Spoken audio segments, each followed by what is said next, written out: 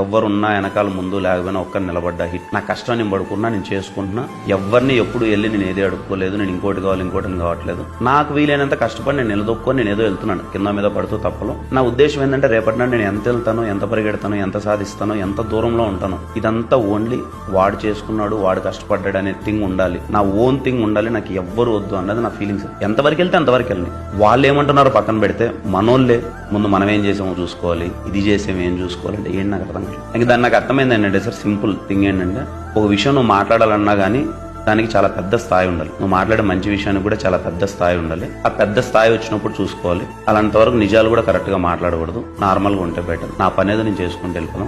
ఎవరున్నా వెనకాల ముందు లేకపోయినా ఒక్కరు నిలబడ్డా హిట్. నా కష్టం నేను పడుకున్నా, నేను చేసుకుంటున్నా.